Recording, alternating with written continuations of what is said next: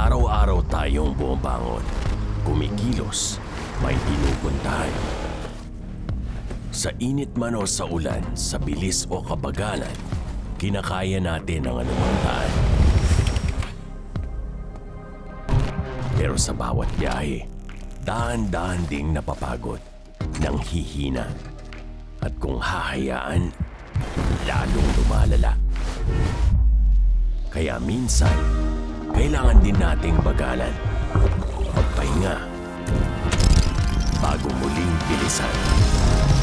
Para tuloy-tuloy ang biyahe, malinaw ang kaisipan sa daan. Handang ipakita ang tunay na lakas. Dahil walang makakatalo sa biyahe na walang inaalala. Para sa biyaheng maaasahan, Scheffler 2 Power.